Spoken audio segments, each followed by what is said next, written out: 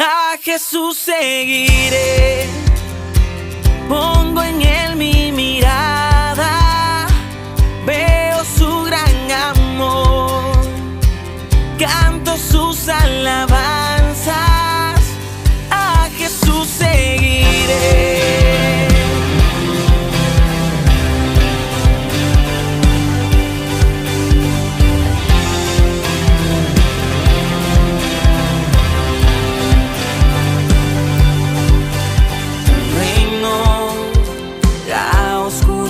Venció,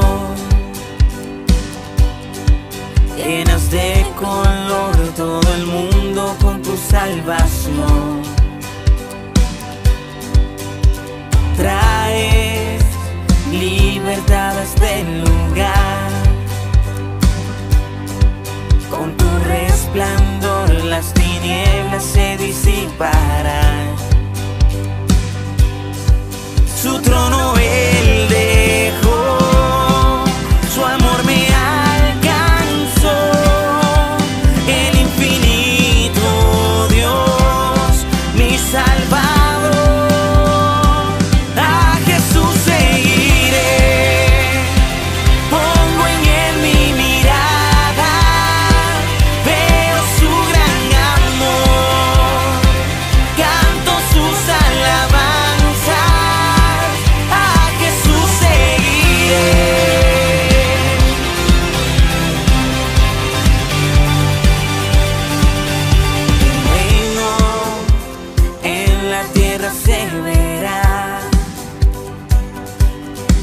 Con tu esperanza la creación alumbrará. Para siempre vives en mi corazón. Ya no hay temor, vida encuentro en tu perfecto amor. Su trono él dejó, su amor me alcanzó, el infinito Dios, mi Salvador. A Jesús seguiré, pongo en él mi mirada, veo su gran amor, canto sus alabanzas. A Jesús seguiré.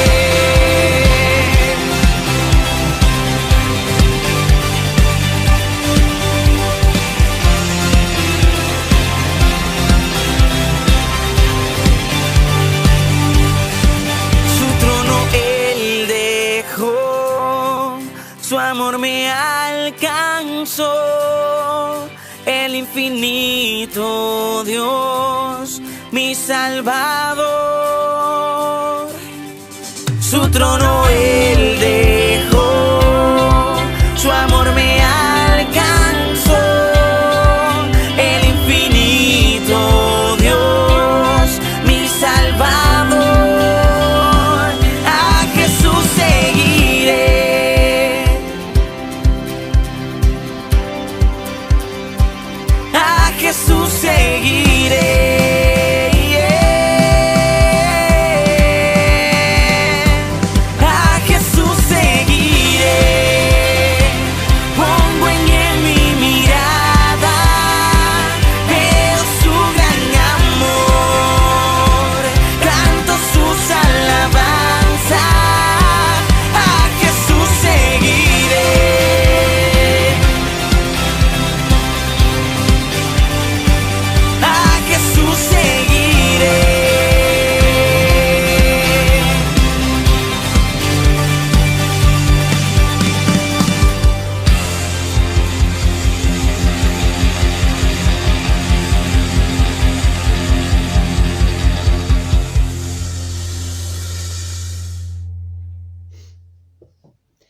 Hay que decir algo que quizás muchos de ustedes pensaron en todo este tiempo, que yo lo he sentido y pensado, y que quizás no lo decimos tanto. Y es que la virtualidad nos cuesta. Nos cuesta tener una reunión a través de una pantalla, a través de un televisor, una computadora, un celular. Nos cuesta pensar que hace un montón que no nos vemos, que hace un montón que no nos abrazamos, que no recibimos una palabra de otra persona. Nos cuesta pensar que estamos lejos, porque la iglesia es cercanía y eso es una de las cosas que valoramos nosotros de la iglesia, de nuestra pequeña familia de la fe, el estar cerca uno del otro. Y quizás no es la mejor introducción para una reunión, pero hay algo que quiero que entendamos, que entiendan ustedes, que a mí también me cuesta entender, y es que la reunión no es solamente acerca de nosotros. El tiempo de reunión también tiene que ver con alabar al Señor, con adorarlo, con bendecir su nombre. Tiene que ver con exaltar el nombre del Señor, ya sea en una iglesia, en una casa, sentaditos y tapados en la cama, donde sea. Lo importante es que vos puedas hacer ahí en ese lugar un altar y un lugar donde bendecir al Señor tu Dios. El Salmo 145 siempre lo usamos para empezar una reunión porque nos tomamos de los últimos versículos, los 3 primeros versículos, pero tomamos el versículo 3 que dice: grande es el Señor y digno de suprema alabanza, vamos y alabemos. Y siempre nos ponemos contentos con ese versículo.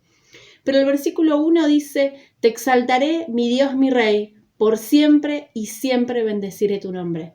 Te exaltaré, mi Dios, mi Rey, en pandemia, en virtualidad, en encierros, en salud y en enfermedad. En donde sea, yo te bendeciré por siempre y para siempre. Que este sea el desafío, hermanos, de esta mañana. Que podamos bendecir a nuestro Señor donde sea que nos encontremos. Ya sea que nos encontremos en situaciones fáciles o difíciles, nos encontremos en un momento feliz o no tan feliz, nos agarre esta nueva cuarentena bien o mal, sea como sea. Que podamos alabar a nuestro Señor y que podamos hacer de esta reunión eso, el centro Él. Nos encanta recibir la palabra de bendición que hoy el pastor tiene para nosotros, y eso sí es para nosotros, pero hagamos que el principio, hagamos que las canciones, hagamos que el tiempo de oración sea enfocado en nuestro Señor y nuestro Rey. Los animo a eso y que empecemos esta reunión con ese desafío. Yo voy a orar, los animo a que ustedes también estén orando y empezando a preparar sus corazones para este tiempo. Dios amado, alabamos, bendecimos tu nombre, agradecemos este tiempo que tenemos de virtualidad, de expresar nuestra religión, de poder hablar a viva voz de que te amamos, que queremos, que somos tus hijos y que queremos adorarte y bendecirte. Señor, queremos preparar nuestros corazones para eso.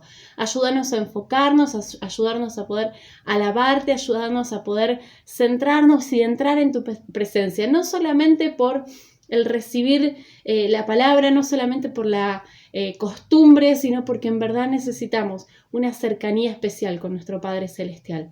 Nos ponemos en tus manos, nos acercamos hasta tu trono, Señor, nos arrodillamos y te pedimos que tu presencia y tu Espíritu Santo esté con nosotros. Alabamos y bendecimos tu nombre, Señor. En el nombre de tu Hijo Jesús oramos. Amén. Empecemos nuestro tiempo de alabanza y de adoración a nuestro Señor Jesús.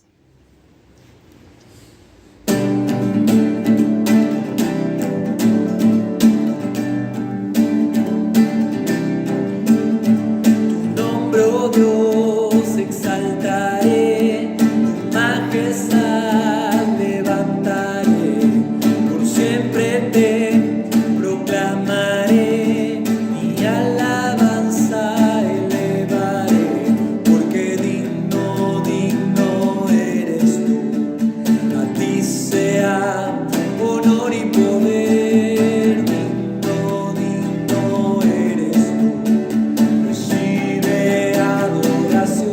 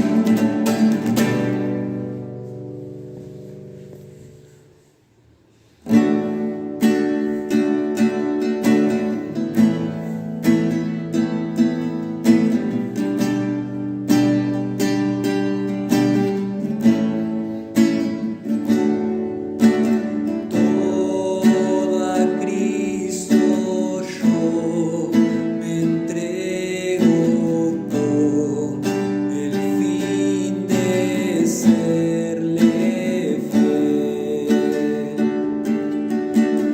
Para siempre quiero amarle y agradarle solo a Él. Yo me rindo a Él. Yo me rindo.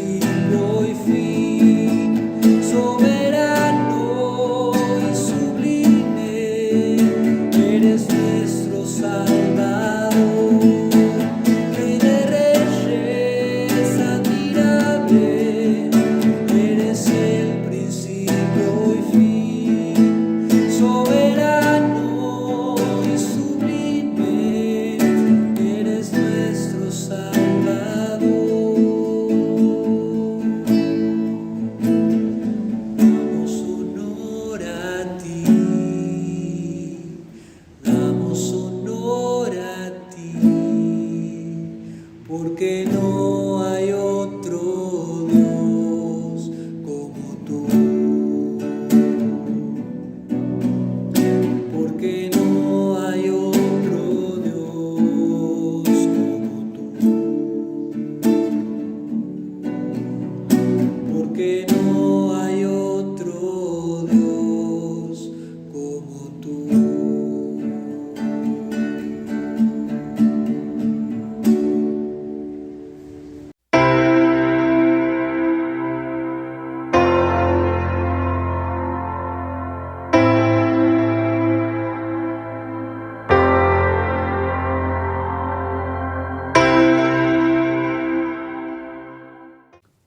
Buen día, hermanos, qué lindo que nos podamos ver, que nos podamos encontrar nuevamente. El pastor me pidió que tuviera este tiempo y agradezco porque obviamente que es un honor por una parte, pero qué difícil que es hablar, compartir, pasar tiempo en la peor semana de pandemia que hemos tenido. Las cifras son abrumadoras y la verdad que no dejamos de sorprendernos con lo que está pasando. 15 meses ya con toda esta situación y en estos 15 meses nos hemos tenido que acostumbrar aceleradamente a cambios. Todo el mundo cambió. La iglesia cambió. Nosotros hemos tenido que cambiar, adaptarnos a toda esta nueva circunstancia tan dramática. Cuando charlamos, cuando vemos las publicaciones de Facebook, u otras publicaciones, vemos tantos queridos hermanos que nos motivan a orar, a que reprendamos, a que cubramos a la iglesia, a nuestros familiares y demás, entendiendo que esta pandemia es un ataque del enemigo. Y a ver, no digo que no, porque Satanás es el enemigo no solamente de nuestras almas, sino enemigo nuestro. Pero en el último tiempo, yo me he estado preguntando si nuestro Dios no está permitiendo esto. A ver, sabemos que cualquier cosa que suceda, Dios la permite, nada sucede sin el permiso de Él. Pero me refiero a un permiso más activo. No digo de que Dios está mandando pandemia, porque obviamente Él no busca el mal de sus hijos, el mal de la creación humana. Pero hay algunas cosas que me están llamando la atención y me hace pensar que a veces el Dios interrumpe dentro de la historia para producir cambios que son necesarios. Por ejemplo, si recordamos la iglesia de la antigüedad, la iglesia del primer siglo, el mandato de Jesús había sido ir y predicar el evangelio a toda criatura. ¿Qué hicieron los discípulos, los apóstoles y los primeros discípulos? En realidad se quedaron, no salieron a conquistar el mundo. ¿Y qué fue lo que pasó? Vino una persecución y fueron esparcidos por todas partes. Y eso, junto con viajes misioneros, con el trabajo apostólico y demás, hizo que el Evangelio se extendiera y alcanzara todo el mundo. ¿No estará pasando en este tiempo algo similar? Tenemos muy en claro que iglesia no es el edificio. que iglesia somos nosotros, pero nos cuesta recordar eso y enfatizarlo, porque hablamos de ir a la iglesia y hablamos de ir a un lugar físico, a un lugar. Qué distinta era la iglesia del primer siglo, de que se reunían en el templo, casi delante de los fariseos que los estaban persiguiendo. Se reunían también por las casas, en forma normal. No tomaban mate, pero eran reuniones así, sociales, en las que había ministración del Espíritu Santo, estudio de la palabra profética, alabanza, etc. Hasta en los cementerios se reunían. La iglesia de las catacumbas es un ejemplo de eso. Entonces, no estoy diciendo, hermanos, de que Dios quiere que nos vayamos a reunirnos al cementerio, pero creo de que hay cosas que en este tiempo, como personas grandes, maduras, cristianos maduros, debemos pensar. Y discúlpenme si en esta mañana de domingo, es decir, yo estoy haciendo un poco de esto, ¿no? De este papel tan antipático. Además de ese pensamiento, hay otro pensamiento que me viene a la cabeza. ¿Cuántas similitudes hay ahora entre la situación que está viviendo la iglesia en este tiempo y la iglesia del primer siglo? Cada vez más en la iglesia está llena de líderes que se autoexaltan como se autoexaltaban los antiguos fariseos. Ellos lo hacían de la manera que los otros hebreos lo entendían, alargaban los flecos de las vestiduras, el tamaño de las filacterias, etc. Ahora se hace de otra manera, ahora es necesario tener títulos, es necesario hacerse llamar apóstol y exigirlo, y a veces a algunos ni con eso les alcanza. En este tiempo también, tristemente, hay lugares de culto que parecen auténticos shows.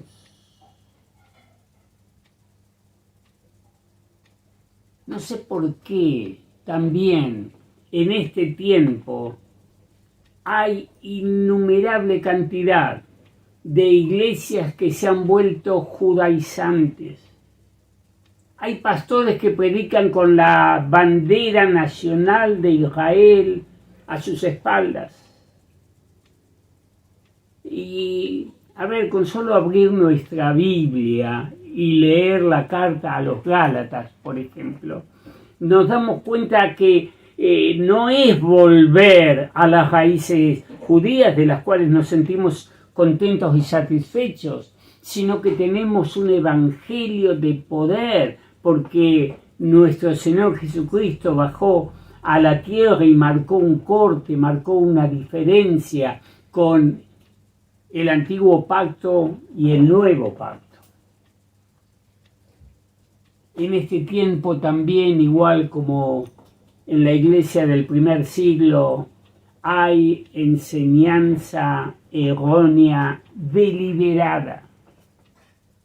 Podríamos hablar de los que hablan de prosperidad, podríamos hablar de los que hablan de paternidad y entonces se paran irreductiblemente en esto y exigen que los miembros, las ovejas, les den un reconocimiento más allá de lo debido, y podríamos seguir hablando de tantos errores doctrinarios que deliberadamente se están metiendo dentro de la iglesia. Y algo que me preocupó mucho reflexionando perdón que esté poniendo tantos pensamientos míos, otra de las cosas que me ha preocupado en este tiempo es ver con qué facilidad modificamos conceptos bíblicos sin darnos cuenta.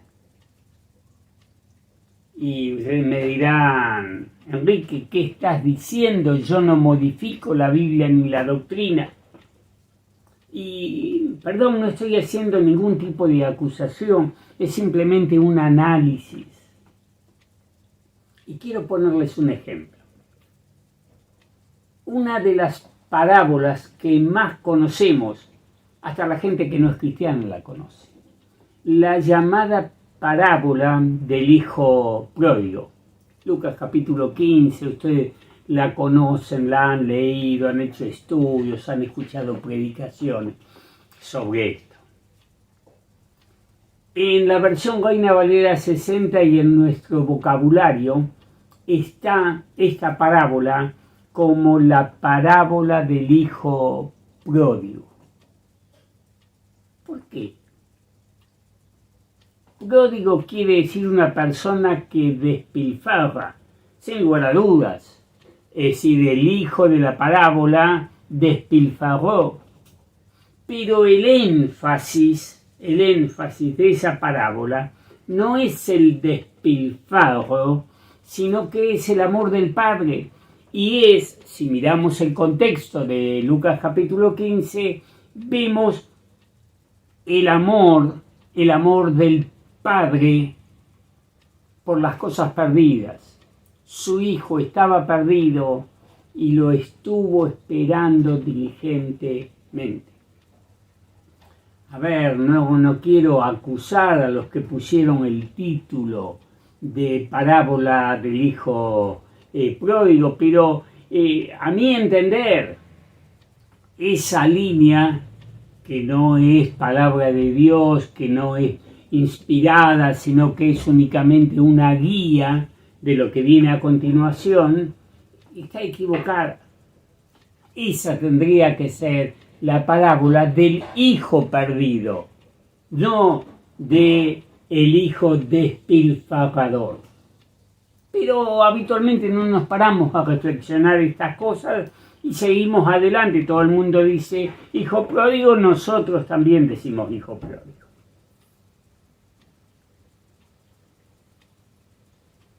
En la misma parábola vemos otras cosas que se empiezan a perpetuar sin que nos demos cuenta. Porque obviamente que cuando decimos hijo pródigo, nadie se está convirtiendo en un hereje, sino estamos usando vocabulario común. Pero hay aún otras cosas. Recordamos y exaltamos la figura del hijo cuando dice: iré a mi padre y le diré: oh padre, hazme como uno de tus jornaleros, etc. Así hablamos también sobre esa actitud del hijo, de que sí es correcta, pero en realidad lo que tendríamos que exaltar no son las palabras del hijo, sino el amor del Padre. Aún exaltar las palabras del hijo puede meternos en un terreno pantanoso, porque aunque la intención fue buena, es muy evidente de que el hijo todavía tenía en su pensamiento el manejar la cosa. Yo voy a hacer esto, voy a decir esto, entonces voy a conseguir lo otro.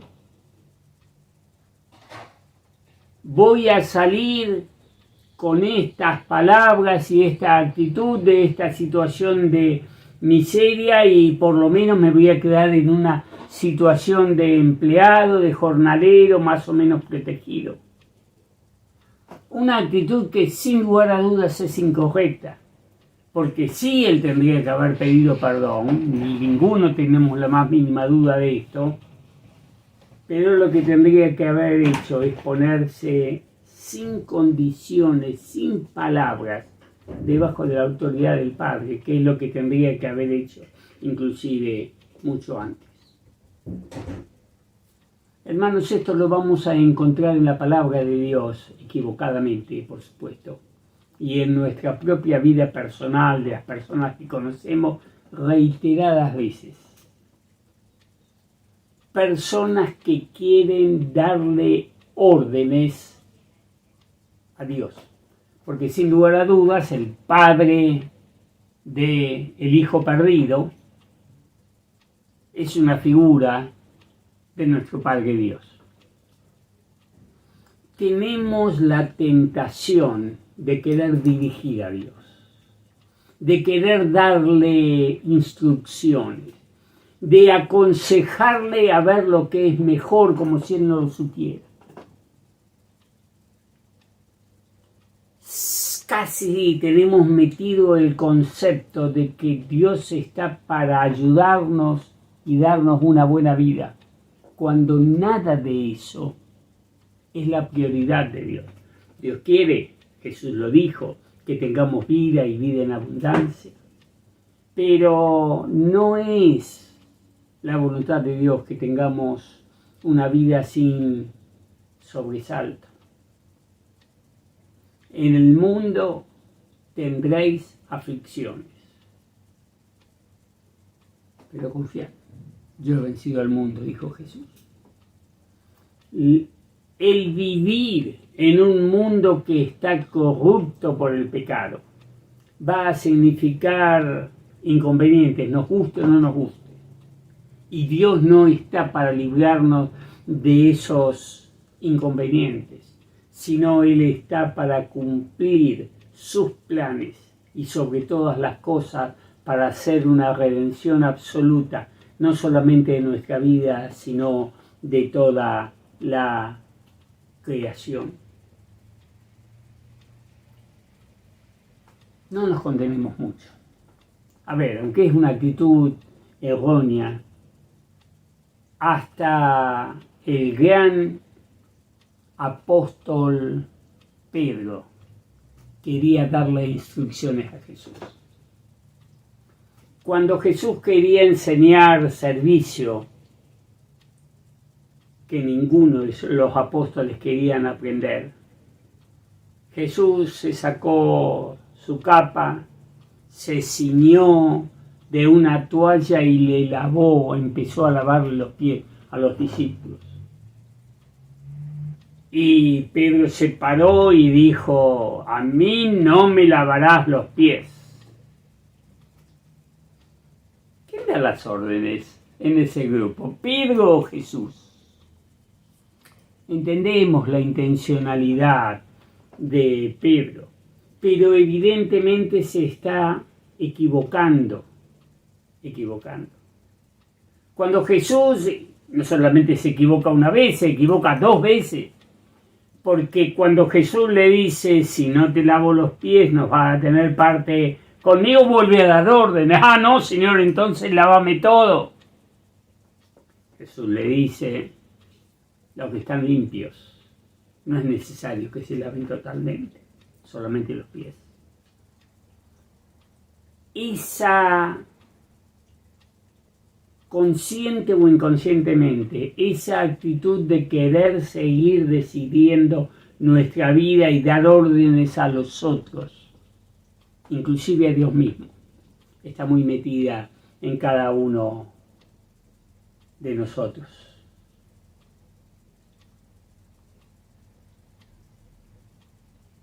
¿Qué es lo que quiero decir con todo esto, hermanos? Quiero decir de que pandemia tal vez sea una herramienta de Dios, tal vez, para que repensemos. Que oremos unos por otros está bien, que oremos para que se encuentre la cura definitiva a este virus está perfecto. Pero que aprovechemos estas circunstancias en las que estamos para repensar toda nuestra vida sobre todas las cosas nuestra vida espiritual y alinearla 100% a los planes de Dios. Cosas que sabemos. Dios no quiere nuestra comodidad, aunque sí le gusta. Dios quiere nuestra santidad. Recordar que iglesia no es Montevideo 1453 o los otros salones de culto, sino que iglesia somos cada uno de nosotros. Recordar que el mandato de evangelizar no es únicamente para los pastores, no es para los que están en el grupo alfa, sino que evangelizar, llevar las buenas noticias, hacer discípulos, activamente encargarnos de personas, es el mandato para cada uno de los cristianos, para vos y para mí. Mateo capítulo 28, que lo conocemos de memoria. Recordar que orar no es tomar tomar nuestro celular los miércoles a las 19 horas y entonces Ana o el pastor nos guían en un tiempo de oración, sino este tiempo que estamos en reclusión, que tenemos más tiempo en nuestra casa, tiempo libre y demás, es un tiempo hermoso para cumplir el mandamiento apostólico: orad sin cesar. Eso lo sabemos. Qué lindo, porque estamos hablando de las cosas que sabemos. Estamos hablando de, como decían nuestros mayores, de las sendas antiguas, del Antiguo Testamento, perdón. Y estamos motivándonos a andar por ellas. Orar, evangelizar, discipular. Quiero meterme en un tema complicado y espero que lo pueda transmitir bien. Estos son tiempos en que más que nunca hay devocionales dando vuelta. A mí me encanta compartir un devocional con cada uno de ustedes. Pero ¿saben qué? También comparto devocionales con 5 familias más que viven en mi edificio, de las cuales una sola es cristiana. 4 no son cristianos, no se han convertido. Pero ¿saben ustedes qué? Cada vez que mando el devocional, todos me contestan amén. Y me puede hacer sentir contento de que respondan y que lo están escuchando. Pero veo que ponen amén y que no cambian. Cómo me gustaría de que tarde o temprano, y con Alicia estamos orando por eso, los devocionales vayan sembrando semillas y un día esas 4 familias puedan decir: Jesús es mi Señor y Salvador. Recibamos devocionales, mandemos devocionales, pero no dependamos de los devocionales para sentirnos un poquito espirituales. Hay mucha espiritualidad falsa en este mundo y como cristianos auténticos y verdaderos no tenemos que caer en ella, sino que todo lo contrario tenemos que combatirla.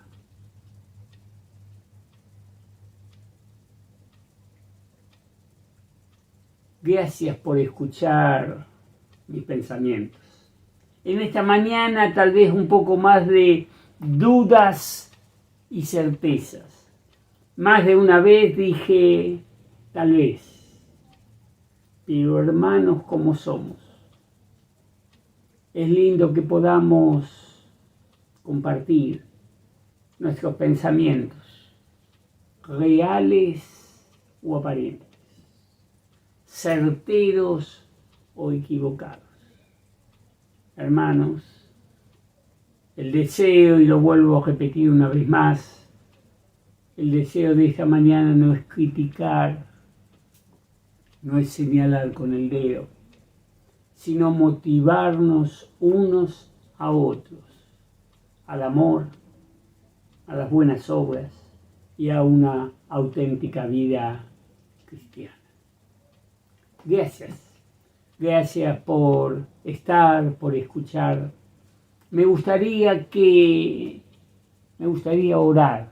orar con vos y pedirle al Señor de que Él nos ayude, a vos y a mí, a que en estos tiempos seamos cristianos auténticos, con sabiduría para discernir los tiempos y para actuar en todo momento según la voluntad del Padre.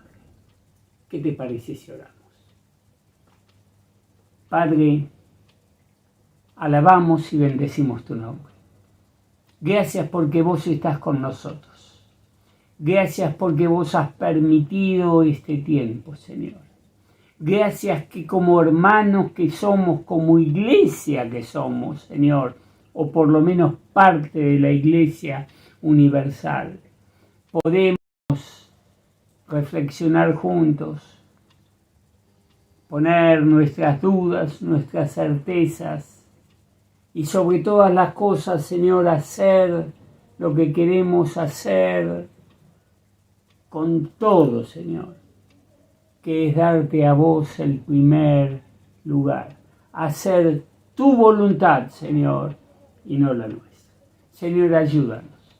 Señor, que este tiempo, tu Espíritu Santo, nos ayude más y más cada día a que cada uno de nosotros sea el hombre y la mujer que vos querés y que cada uno cumpla el propósito que vos tenés para cada uno de nosotros. Muchas gracias. Honramos y bendecimos tu nombre, Señor. Bendice a cada uno de mis hermanos, según sea su necesidad. Sé bueno como lo sos siempre, Señor, y sea abundante con cada uno de ellos. Muchas gracias, Señor. Te honramos y te bendecimos. En el nombre de Jesús. Amén y amén. Gracias, hermanos. Dios les bendiga mucho. Les mando un gran abrazo, todo mi cariño, todo mi amor. Dios les bendiga mucho.